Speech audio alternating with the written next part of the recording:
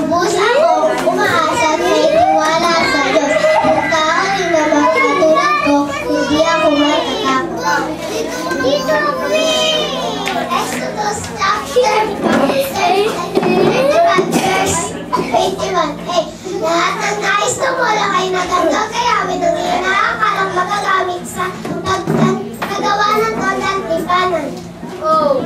Kawikaan, chapter 14, verse 9. Ang lahat ng masama ay itinatawid ng Diyos. Ngunit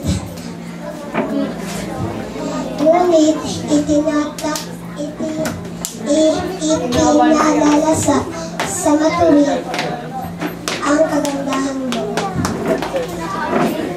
Colossus chapter 4, verse 2. Huwag kayo magsasawa sa pananalangin. Gawin ninyo itong mataimtim at may pagsasalamat.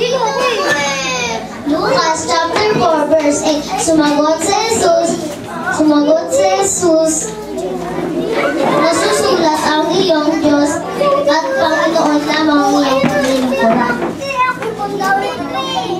Mateo chapter 5, verse 44. Ngunit ito naman ang sabi ko, ibigin ninyo ang inyong kaaway at idalangin ninyo ang mga umuusig sa inyo. Ulang Korinto chapter 10, verse 13. Kapag ang Diyos at hindi niya pinapahintulot na kayo subukin sa higit na inyong mga kaya.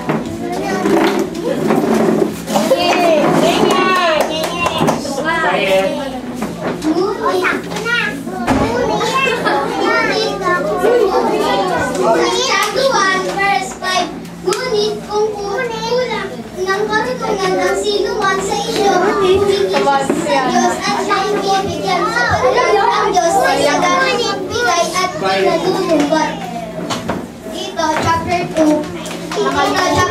verse 2. Pagbawalan niyo sila magsalita ng masama kanino man. Kailangan maging maunawain sila, mahinahon at maibigay sa kapayapaan. Roma chapter 12, verse 1. Kayo nga mga kapatid, alang-alang sa masaganang habag ng Diyos sa atin, ako'y nakikiusap na ialin ninyo ang inyong sarili bilang isang handog na buhay, banal at kalugod-lugod sa Diyos. Ito ang karapat-dapat na pagsamba ninyo sa Diyos.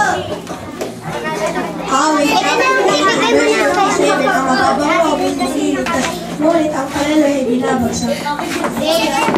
Romeo chapter 30, verse 20. Ibigin ninyo si Yahweh.